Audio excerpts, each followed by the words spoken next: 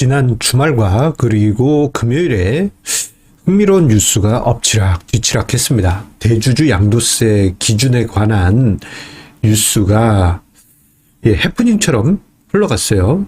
금요일 장중에는 대주주 양도세 기준이 상향될 것이다. 현행 10억 원에서 30억 원으로 높아질 것이다. 이런 뉴스 기사가 장중에 나왔는데, 그런데 지난 금요일 장 마감에는 기재부발 인용으로 해서 이건 사실이 아니다 라는 기사가 나왔다가요, 이게 기사가 내려졌어요. 그리고 주말에는 대주주 양도세 기준이 30억 원으로 상향될 것이다 라는 그런 기사가 쏟아졌습니다. 아마 이번 주에 대주주 양도세 기준에 관한 뉴스가 계속 연이어질 텐데요.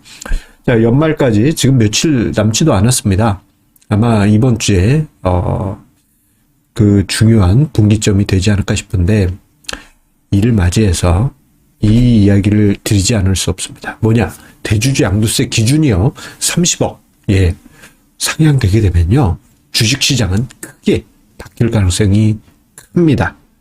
왜일까요? 자, 증시토크 끝까지 함께 해주시면 그 답을 들으실 수 있겠습니다. 구독, 좋아요, 알림 설정과 함께 증시토크 시작하도록 하겠습니다. 자, 대주주 양도세 기준 생각해보면 억지 춘향이 같은 부분이 많았습니다. 왜냐? 이게요, 주식 양도세 도입을 위해서, 주식 양도세 도입을 위해서, 대주주 양도세 기준을 단계적인 하향을 도입했기 때문이에요. 주식 양도세를, 이거 꽤 오래됐습니다. 한 20년 전부터 해서 주식 양도세 도입해야 된다, 말아야 된다, 그런 얘기가 쭉 있었고, 그런데 이거 갑자기 도입하면 부작용이 있을 수 있으니까 그 과도기로서 대주주 양도세 기준을 단계적으로 뿅뿅 2년마다 낮춰서 뭔가 충격을 좀 흡수하자, 그런 취지가 담겨 있었어요. 그러다 보니까 어떤 일이 있었느냐, 2013년 이전에는요, 여기 지분율 빼고요, 금액 기준 대주주 양도세 기준이 2013년 이전에는 코스피 100억 그리고 코스닥 50억이었어요. 이게 무슨 의미냐? 한 사람이 한 종목을 그렇게 가지고 있으면 대주주 양도세 기준에 해당이 됐습니다. 그런데 이게 2013년 연말을 기점으로 해서 대주주 양도세 금액이 낮아지게 됩니다. 그래서 2013년 12월에요, 증시에 살짝 해프닝이 벌어지기도 했어요. 그 낮아진 게 코스피 50억, 코스닥 40억이었습니다. 그리고 이때부터 해서 2년마다 레벨 다운 되어가면서 2015년엔 25억, 20억, 그리고 2017년 연말에는 15억으로 코스피, 코스닥 통일되고요. 그리고 2019년에 현행 기준인 10억 원으로 낮아지게 됩니다. 그리고 2021년에 무슨 일이 있었어요? 20년이었나? 아이고, 이제 가물가물합니다. 자, 20년이었던 것 같기도 하고, 이거를 3억 원으로 낮추려고 했다가 난리 났죠? 난리 났습니다. 그래서 동학개미들의 저항 속에 이건 막았어요. 이건 막았습니다. 그래서 현행 10억 원이 쭉 이어지고 있어요. 그런데 문제가 뭐냐? 자, 증시 왜곡이 발생을 했습니다. 왜? 대주주 양도세 기준에 해당되는 투자자들이 연말, 요즘 주주 명부 폐쇄하고 있죠. 그게 뭐예요? 주주를 확정 짓는 겁니다. 주주를 확정이 되게 되면 대주주 양도세 기준에 해당되고, 이것으로 인해서, 이게 사실 대주주 양도세 기준에 간다는 게 이게 주홍 글씨 같은 거예요. 여기저기서 요시찰 인물이 되는 겁니다. 그래서 불편하다 하시는 분들이 매도하고, 그리고 세금 자체도 부담스럽다 하시는 분들 매도하게 되죠. 그러면서 연말마다 증시를 왜곡시켜 왔는데, 그 범위가 점점점 늘어나다 보니까 시장에 큰 부담 요인이 되어 왔습니다. 자, 그래서요, 매년 여름 이후부터 해서 보게 되면요, 연말까지 대주주 양도세 회피 매물이 등장하면서, 제가 연말마다 증시토크에서 다루긴 합니다만, 상반기에는 중소형주가 지수보다 상대적으로 높아요. 강해요. 그러다가 하반기 보면은 중소형주가 상대적으로 약해지는 현상이 매년 반복되어 오고, 그리고 대주주 양도세 기준이 낮아지는 매 2년마다는 더 쇼킹한 이런 상황이 찾아오게 되었던 것입니다. 특히 이게 시장 전체적으로도 영향을 줬는데, 중소형주 같은 경우에는 아무 이유 없이 그냥 두들겨 맞는 종목들이 많이 발생해요. 거래대금도 작기 때문에 불과 몇 천만 원으로도 뭐 좀 충격적인 하락이 발생할 수도 있는 것이기 때문이죠.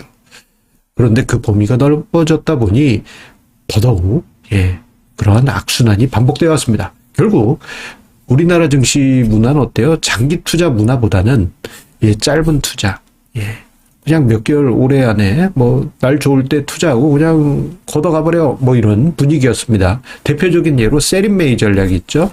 5월에 팔고 11월에 다시 사들여라 라는 세린메이, and go away. 그리고 11월에 컴백홈. 요즘 이제 주식시장 컴백한 분들 제법 많이 계실 거예요. 연말 딱 지나고 나 다시 사야지, 뭐 이런 식으로.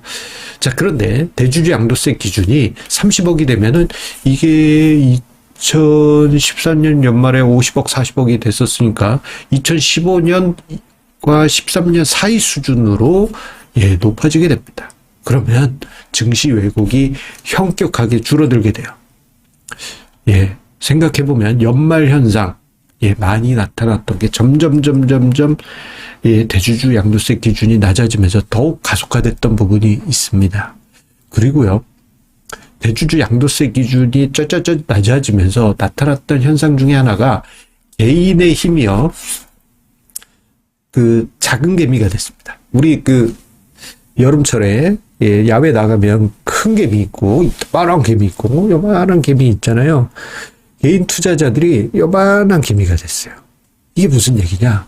대주주 양도세 기준이 현행 10억이다 보니까 어떤 투자자가 나 저 회사에 뭔가 영향력을 행사하고 싶어. 그런데 대주주 양도세 회피는 하고 싶어. 그러면 한 10억 원 정도로 매년 연말마다 맞추게 되는 것이죠.